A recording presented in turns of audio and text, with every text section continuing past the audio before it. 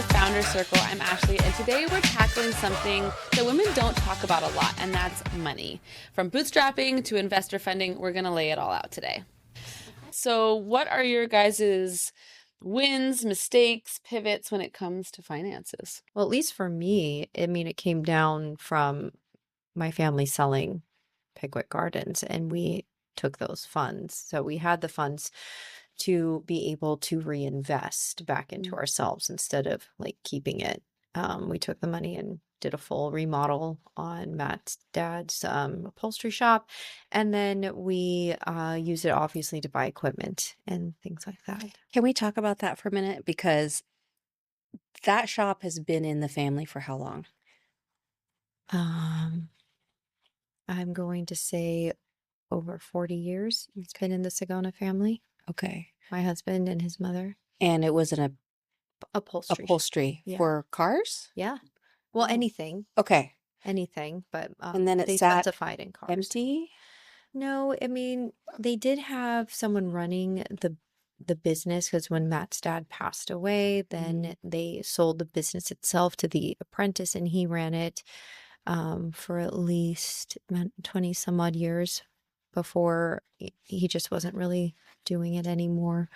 And COVID happened and he wasn't really paying rent. No one was getting anything upholstered in COVID. So the building wasn't working. Yeah, it was just non-operational. So when you sold Pickwick. Pickwick, you had this idea about opening a coffee shop. It was actually Matt's idea. Yeah. Right? Yeah. And then you had to do a lot of stuff to that building. Everything. And Full permits. Took what, 2 years? 2 years. Yeah. City of Burbank is in LA County is very difficult. And that's to a lot open of money. business. It was Permits, I don't know. I don't have a brick and mortar, so I don't know. What's that process of like? very honestly, I let Matt do it because that stuff does scare me. Mhm. You know, what are they going to say? Worried about they would tell me no. So he gung ho and he did that. He grabbed himself by his bootstraps and he's just like, I'm going to do it. And he just started, the process, pulling all the permits and stuff. And it's a waiting period too, which is also why we were so thankful that we owned the building, because really we could not imagine trying to pull permits and waiting for 2 years to actually open up your business, paying rent on something that's not bringing any money in whatsoever. So as soon as you got that inheritance from the other businesses, did you know, like, we want to invest this in a business, we just don't know what, but Nope. like, this is what we want to do? No, we just kept it. Oh, okay. We just kept it, put it off to the side. Yeah. We didn't know what our next path was going to be. Do you So want a high yield savings? I don't know. I don't think so. I don't think so. I mean, we're talking about money, so I'm just curious, you know. No, we just kind of just kept it. Just was wondering what we should do, because we didn't know. We didn't know what we were going to do. Right. We didn't know if that was something that we were going to take the money and just keep it and continue with what we were doing. But I personally was quite miserable, and we were like, well, maybe we can find something that'll just generate income where we're not actually working, which is why we were thinking of buying investment properties, selling both the shop and taking that money along with the Pickwick money and investing it into properties as well. And then we decided to just invest and build a community, because he's like, you know how to do customer service. That's what you do. So I was fortunate in that aspect. That was my funding, like very, very fortunate. But I've had other people approach me on getting other investors and other people to help them. And not everybody, when they open up a business, is going to need to do a whole remodel the way we did. I mean, we had to do a full remodel on the whole shop because it was just concrete and walls. There was nothing there. Food service of any kind, drink, whatever, requires a lot. It does, especially for that particular place, because it was automotive. Yes. So I guess, and what we learned is that you can't just immediately apply for a permit for food and beverage service. You have to go from automotive, apply for a permit for office space, and then after office space, then you apply for another permit, which is for retail, and then you can apply. And all those take waiting. That's dumb. Yeah. You're telling me. That's so weird. We had to go through all the different channels to do that. And then when you're trying to do food service, there's so many other permits and process. It was a nightmare. Yeah, you have to have the largest startup out of all of us in Yes. terms of like getting going financially for a business. It That's was. a lot of the overhead, the espresso machines and all of the Sink, product. Yeah. plumbing. Yeah. Yeah, the whole Totally. place needed to be Tables, completely revamped. chairs. Yeah. It's a big It's a startup. big start. Well, we did also pull in our community as Mm. well because we had people, Matt used his connections in the movie industry. You know, the carpenters helped build our tables, they built Yeah. our light fixtures. Matt also, he helped build a lot of things himself, just as far as like the decor. And, you know, we did have to hire consultants to help us design the flow of a bar because, you know, we're like, oh, just a bar. No, there's actually needs to be a workflow with the bar, and we worked on Can we that. talk about the light fixture? Thank you, Star Trek Fixtures Department, because that is a very beautiful statement piece that they created for us, which was, it's gorgeous. That's one of the first things you see when you Yep. walk in the shop. Yeah. You also have a brick and mortar, so I'm sure you had a lot of startup costs as well. Yeah, so when I was able to find a place that was zoned correctly, it had to be a specific zone in which you could open a tattoo shop. So also you had to make sure, I mean, there's lots of ins and outs. Like I wanted to make sure that my business was handicap accessible because that's a huge issue in general. Yeah. When I rented the property, it was an art gallery, concrete floor, 4 white walls. What we have as our bathroom now was a closet. Oh, you had to build out a bathroom? We built out a bathroom. We made it ADA accessible. I had to build out that entire room. That's our sterilization room. Yeah. And then I built kind of our waiting area with a wall and then a countertop. And then we obviously painted. And because the floors are concrete, we had to seal those a couple times just so like dust wouldn't come up and all that kind of stuff. Yeah. Also, there's a lot of weird rules in the tattoo industry where you have to have a sink and a restroom and also a sink that everyone has access to. So if you go into my shop, there are 3 sinks you can use, even though why would you need 3 sinks? There's one in the restroom, there's one right outside the restroom that everyone has access to, and there's one in our sterilization room. So we had to install all new plumbing in the wall, those 3 sinks. Wait, and you're renting? Yes. Wow, that's an investment in a rental. Yes. So everything together with the supplies, the tables, the whatever, it was around $30K. I did it the old fashioned way where I just saved up. I had been tattooing for about 6 years. I didn't have my kids yet, and I just kept putting money away. I'm pretty good at saving. And then I just knew when I was going into it, even to this day, I don't like borrowing anything. I don't like borrowing money. Even like a pair of socks from someone, like I don't want to be responsible for something else. And I just put what I had into it, and luckily it worked out. But yeah, I mean, it brings me a lot of joy when people come in and they're like, oh my God, this space is like so fun and colorful and like clean and creative. And I was like, yes, like mission accomplished, you know? A lot of tattoo shops that you'll walk into have very different vibes. Well, the shop I was at was like a very typical, before I opened my own, was a very typical like black and red walls, dark curtains, and like angry music is where I worked initially. The days I was there by myself, I was able to tweak some things, especially the music, but being able to design my own space in a way that I thought would be inviting and, I mean, honestly, like feminine and like kind of my vibes. Like my work is my home away from home. Like the furniture there is comfortable for the most part because I'm there half the day, you know, half the week, whatever. And I want people to like walk in and feel that comfort, which is why there's art all over the walls from local artists. And our display case has work from more local artists, and we sell stuff for them, and all the plants. Plants are a my big LA favorite. vibe. Like people are like, we have these big, beautiful windows, which was really important to me. You have really great daylight like in there. Yeah. So wait, was the 30K just for the actual like plumbing, all that stuff?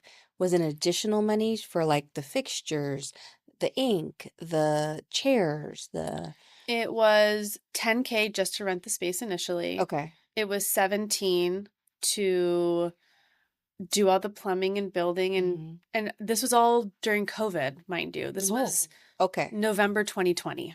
Wow. So supplies were expensive. Yeah. I had a great team, community of people who of construction workers who had worked at my house and all sorts of different stuff. And I asked them if they were willing to do it for my business, and he's like, heck yes. And then all the other supplies was either like the chairs and stuff, like Facebook Marketplace, and obviously a bunch of stuff we have to buy brand new. But yeah, it was between like 30 and 40K. And I was But just how like, nice it must be to not have to like pay a loan. yeah, mentally it would have been a lot for me to Yeah. feel like I had to pay something back. Like I just got a credit card like 4 years ago, and that was a big step for me. But I was like, wait, I probably have to build credit. So anytime I spend money, I like automatically pay it back Yeah. because I feel like it's Yeah. like it's not It's like you don't want that looming over your Yeah. That's a like a personal me But thing. it's a good way to organize when you have to get ready for your accountant is you just go Oh, to that yeah. statement and you're able to put all the all your stuff on that I one. have and then two you know great it's your people I work business. with from the beginning. Okay. One woman who does like my taxes and stuff only works with female small business owners. Oh, great. Love her. She's amazing. I need her number. Yeah, I'll give it to Okay, you. okay. And the other also works with small businesses, and she set up Intuit QuickBooks for me. Did all I like when I had certain employees like assistants and stuff like that, like they were on a payroll, like they got benefits, that kind of stuff. I pay those people, but I'm so glad I like went through a lot of the tattoo industry is not there's so much unregulated, and I wanted to make sure I did it right, especially having a mom who's a business attorney. She was like, well, don't do that. And like, you should be doing this, like to protect myself and my business and making an LLC. And anytime I hired someone, like everything is done kind of by the book, which also makes me feel better too. But yeah, I invested in myself a great deal. And, you know, we're 4 years in, 4.5 years in. It's been great. So I started paying rent in November, and we were not legally able to open until February. So I was paying rent on that place without actually working. I mean, also, mind you, this is during COVID, so people were wary about getting tattoos in general. But yeah, I was paying the rent. I was making sure that the guys were like, it's going to take 6 weeks to build all this stuff. And I'm like, okay, at 5 weeks, I'm going to say, we have a week left, right? And he was like, oh, maybe. And I'm like, nope, you told me 6 weeks. We're keeping to that. Like, if you guys need to go in on weird hours, like, here are the keys, that kind of thing.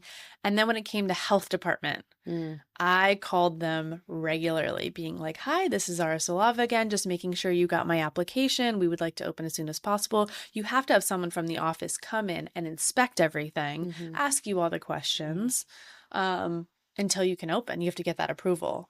And everything was so slow in that time with COVID. I definitely harassed the people at the Bloodborne Pathogens Tattoo Center in, I think it's like in Baldwin Hills or something. But I was like, come see my shop. I'd like to start working. We're ready. And they did come, and we were able to start in, February.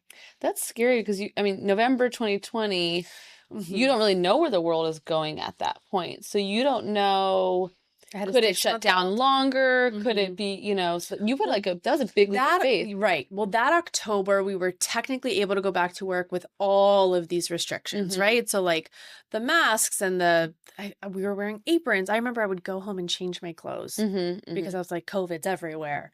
I had a 6-month-old. We washed the groceries down and wiped the groceries. I never did that. I didn't. I did. I didn't wash my carton of milk, but yeah, it was a risk. Yeah. And I think just by November, December, I was like, I got to do it. I couldn't go back to where I was working. I mean, I could, but I didn't want to. I had a child at the time. The place was very toxic. I was being used, and I was like, I just have to do this. Yeah. But you had this plan along. I mean, you had saved money. You knew eventually this is something you wanted to do. I was saving to have a family. Oh. And when we finally got pregnant, we were able to, that was like my motivation hit hard. Then stuff went, and then I started looking. I looked for a space almost on the lease at a different place.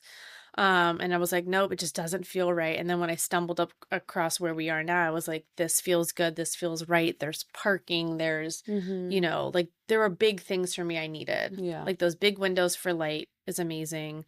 Just the space, the community around where I opened my shop, I grew up there. Like there's a huge park next door I played t-ball at and soccer at, and there's other small businesses around me. And then yeah, parking is a big one for me. Like I have to go to work and I have to park every day.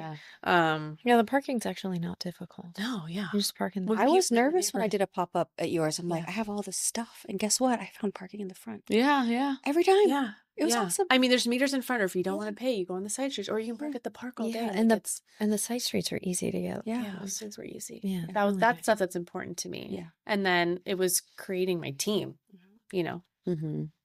Yeah, I Yeah. invested in myself and How do you feel about hiring and paying both of you paying staff, right? It's like that's a lot of money. Mm-hmm. Right. And how do you guys feel about like how many to hire and how much to pay them and all that I stuff? mean, So- we tried to pay a little bit above minimum wage plus tips, like because we feel that balances out.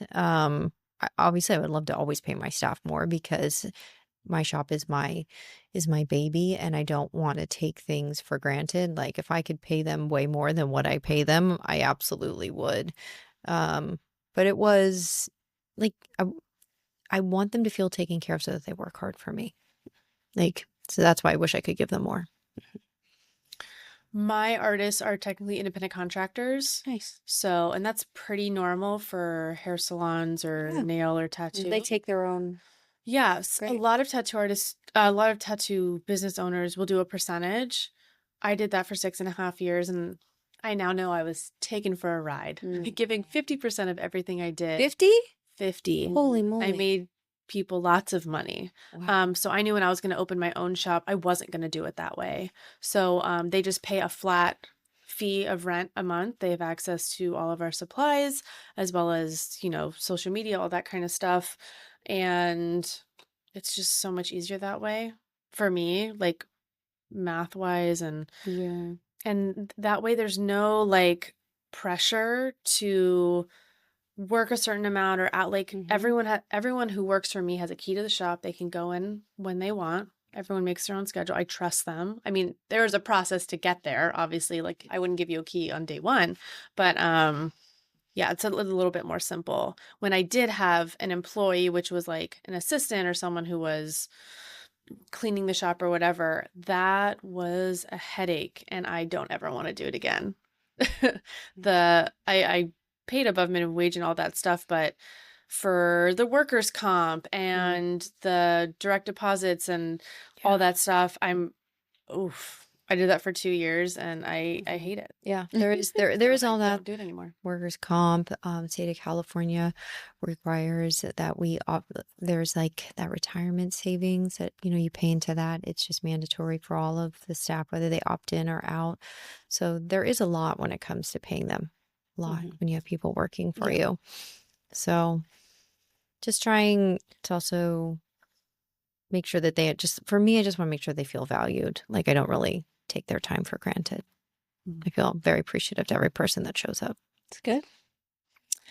You have a big I have a lot of inventory. supply. Yeah. So I work. I'm an executive at a tech company, so I make my own money, and I started going to gem shows. I started going downtown. I'm like, let me just dabble. I didn't even have like a seller's permit. I was not paying wholesale for probably a couple years because I didn't know if this was going to be anything, you know. When I first started, I was using lower quality, like, because I didn't know, I didn't have vendors. I, was just trying to see it out. I've always used real gemstones. Like I've gone to all the gem shows. I use real stones. Stones are really important to me because they have energy and people gravitate to those things. And when somebody picks out a bracelet, I know that they need that one because that's the stone. So I don't use anything fake. But real gold and real silver is really expensive. So I had to graduate to that.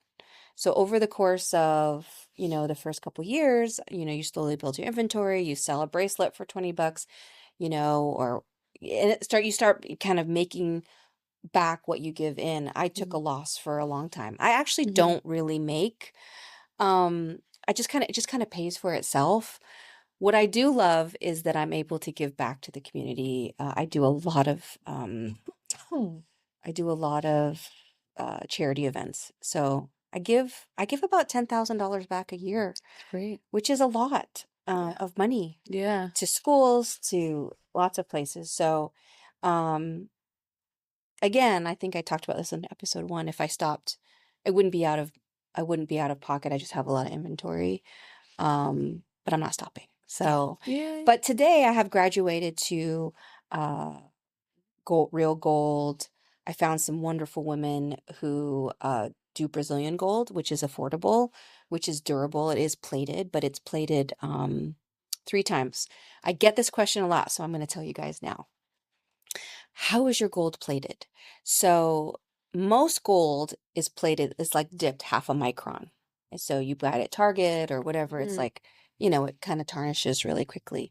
I found these ladies in Brazil who dip their gold 3 times. So it's pretty durable. If you wear it nonstop down the road, yeah, it's probably going to change. But if you're wearing it on a day to day, where a lot of my people do, and young girls wear it, it doesn't. So that's how I'm able to keep my price point. Mm. I will have to I don't know, gold right now is insane. So I'll go downtown and buy like a little bag of like clasps and gold beads, and I'm spending a couple grand. Wow. It's pretty crazy. And I walk out, I feel like with nothing. Yeah. But I'm really trying not to raise my prices because I feel like people should have affordable jewelry that they want. So, long story short, I kind of funded it myself and have grown, been able to use that money and been able to grow my line to a more higher quality. I also travel a lot to Asia. So I go to the Philippines. I went twice last year. And I'll pick up some pearls, some nicer pieces that I'll incorporate because it's affordable, Mm-hmm. So I'll buy, make some pearl earrings or pearl Mm-hmm. necklace. So I'm able to like try to fill in some of those things there as well. That's like a whole other thing, like the market value and like how things shift, right? Coffee beans or whatever, or gold. Like you have to Yes. adjust depending on what the market value is, right? Well, I try not to. I try to like price properly. I mean, I am taking a loss. Like I do with my charm bar necklace. Mm-hmm. Charms are all different prices. Mine are, I just say $6. Mm, There's a charm that maybe cost me $1, and there's a charm that cost me 10. yeah, it evens I'm out. just gonna charge them 6. It's just easier for Yeah. me to do it that Yeah, way. you're trying to, Well, you're I'll also just being fair to yeah. your clients and yourself. Yeah. Yeah. So I'm not going to sit there and try to, haggle $1 or $2 or whatever. When I started jewelry 8 years ago, gold was $1,800. I think it's a gram, like, Wow. right? Today it's like 33. Wow. It's insane. So, Mhm. the little beads that I make these bead bracelets, these gold ones, um, used to be half the price, Yeah. So I just, it is what it is, and I'm just kind of riding that wave. But yeah, Yeah. It Yeah. is. Pricing is definitely pricing like is hard tough. for the consumer as well. Like trying to Mhm. make sure that you feel that you're making enough money on your product where, like, from my end, I can pay the staff, pay all the bills that come Mhm. with running a business. Because, people buy a cup of coffee and they don't understand, well, there's the labor, there's the cup itself, which is expensive. Mhm. They're like, oh, that's nothing. I'm like, no. Like the cups are at least 25 cents. And if we drop them, something happens, Mhm. there's something, the cup has a lid, has a price, the lid has a Mhm. price, the sleeve has a Mm. price, not to mention the coffee itself, which is very expensive. And there's so much waste in It's coffee. labor too. Like Yeah. people forget that I don't actually mark up for my labor. Yeah. I Oh. also go to this amazing gem show once a year. It's called the Tucson Gem Show in Tucson, Arizona. It's like so many people go, but they jack up the price of the flights. They jack up. I stayed at a Best Western. It was like almost $400 a night because they know that people are coming in and they're Yeah. going to jack their prices up. Mhm. Then you get to the show and you're like, okay, my budget is this, and guess what? You just never stay in that budget. And so I come back from a show and I've spent, I don't know, $15,000, Wow. which is insane. But that's like, Yeah. but then you have to like make all that. And people forget that it's also the cost of the flight, the cost of Mhm. everything, Yeah. Do you keep your like what you make in your jewelry business, you keep within the jewelry, you re-spend it in, or do you take Nope. things from your money from your Nope. other work? I was able to, after probably 2 years or so, fund it all on its own. That's great. It stays. And I did get a credit card right away. And I pay it off every month, Mhm. but I keep all my expenses on one credit card so that when it comes time for taxes and I can write all those Yeah. things, it's easy to just do it all. But yeah, it is self-funded Mhm. and I don't touch any of my other That's money great. Yeah. in there. Yeah. Yeah, we took a loss. Like our money, like Yeah. anytime we like make money, it like immediately Matt's like, poof, it's gone because something has broken, an expense. The ice machine, the espresso machine needs something. So, but we've been working really hard on squirreling like a little bit away at a time Mhm. for, honestly, comes down to like an emergency, but for a second location. Ooh. Starting. Yeah. I'm still taking kind of like, I'm not there because I do a lot of charity give back, but Right. that's okay. It's my second hustle. It's a big leap of faith. It's Yeah. terrifying. But it's funny because my side hustle wasn't like, I didn't look at it to like make money. I just looked at it for my own, like just for fun. Because I sit in front of a computer all day and I'm doing Zoom calls or whatever with my staff. But when I do jewelry, I get to interact. I get to go to your wonderful Yeah. coffee shop and I get in your tattoo parlor and I get to talk to people and it's a different kind of vibe and feeling and it really brings me personal Yeah. happiness More center. Yeah. right there. And that's why I do it. Yeah. Yeah. Yeah. It's an interaction. You guys are both on you too. You're in like people, Yeah. it My brings you job. fulfillment. Yeah, 100%. I don't have the same money things with you. I mean, I'm a service, so I don't Yeah. have, there was no startup. There was nothing, which was kind of nice. Yeah. I have to give a lot of time though, Yeah. especially in the beginning. Instead of putting money up front, I was giving time up front. And that is expensive. It was. That is Yeah. expensive. I was giving people free social media for months. I was building websites for free, doing a lot of events for free because I had to build clientele. It's the same thing. Mhm. So for years, it was, I was barely making anything because I needed to build people. Yeah. And then it starts to come after that. But I'm sure it's the same with any business. Yeah. It's a loss for quite a few years. Yeah, it is. But if you don't put the expectations on yourself and like I'm going to be in the trenches for a few years, like I'm going to buckle up, I'm going to put those boots on and we're going to get in there. Yeah. And then, you see the light at the end of the tunnel. Yeah, a little breathing room. Yeah. But like Matt and I, we both don't like the idea of having an investor. I mean, maybe we would take a loan if we wanted to open up another shop. But the idea of someone investing just to me gives me more anxiety because I'm like, I need to perform well for them, not for us, which makes me nervous. Let somebody down that believed in me and then I couldn't hold up my end of the bargain it would destroy me. That or having like another voice with another opinion. Yeah. Like I feel like a lot of the time investors don't actually know the business. They're all money, right? So like money is the language. But when you feel so strongly about something, like I had storyboards of how I wanted like color schemes and all that stuff. And I didn't want someone else being like, oh, well, I think this would look nice.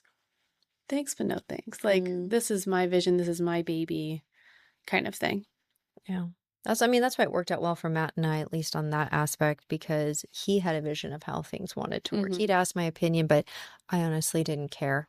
And he would just do whatever he wanted to do, which was fine, and it turned out great. Good. Over purchasing for me was something. Yeah. Or like knowing where to purchase certain things. Like sometimes like Amazon seems really like easy to do, but also there are other businesses or smaller businesses or whatever where you could get either similar pricing or it's I think overspending on stuff you're like, oh, that would be cool, and then you end up not using kind of thing. Oh yeah. I have bins and bins of beads. I'll probably never. Yeah. In fact, I'm like, maybe I should have a bead flash sale. Yeah. Hey, sisters, Yeah. make your own. Come by. Yeah. Because everybody wants something. Have you ever done a jewelry workshop, like invited family and We friends? talked about that. Yes, I am going to do a charm. Make your own charm. I'm going to show you how to build your own charm. But also like for littler kids or kids over 5, like kinesthetically, like Mhm. putting a bead on a string, Mhm. one, takes a lot of time, which is great for parents, Mhm. and two, is like a skill, It is. and you Yeah. get rid of beads. Yeah. Get rid of beads. I made mistakes with purchasing equipment. Matt and I both, we both went into this blind, not purchasing equipment that was NSF, which is like the National Food Safety Organization. Oh. We would find like a really cheap refrigerator. I thought it was going to be great. Then we found out if it's not NSF, like you can't have it. Yeah. So, and it's kind of a scam because it's the same product. Just because it doesn't have like that label, you can't have it. It's like something being FDA approved. So wait, you bought it and then you couldn't return it? No. Oh. Because we bought it cheap someplace, Yeah. Crap. Yeah. Yeah. And then we can't return it. So you just got to be really careful. Is that your drink slowly. fridge in your garage? No, our contractor ended up taking it to their Okay. house, but it It's just something was you learn along the way. Yeah. And then also like we thought we were saving money by like bulk buying cups. We had them made overseas that were branded and all those things. But because they come by the thousands, we didn't have anywhere to put them. So then we had to rent a storage container, Which and you're paying then for. which we're paying for. So it's just kind of like, what were we doing? Mm. Like it was a great idea in theory. It's kind of like flying Spirit. Like the ticket's so cheap, but then you have to pay for like walking and looking at the plane and your bag. Yeah. It's not worth it. yeah, You just there learn was as you go. lots of mistakes. Lots of mistakes. I think about 10 years ago, I rented an office because I thought to be successful, I need to have an office. Like that's what you do next after you've built your business. Even though I would just meet at coffee shops or things like that, it wasn't big, Zoom meetings. And it was fun for a while. I loved having my own space, but it was so unnecessary. Like it was it's expense that meant I'm literally just working by myself on a computer, which I would do at home. But I thought, okay, I have an office, so like I've made it now. And I really didn't need it. And I think I wasted a lot of money on that. But it was fun because I got to decorate it the way I wanted to. If this episode helped you shift your mindset when it comes to money, share it with somebody you know, and we will see you on the next episode.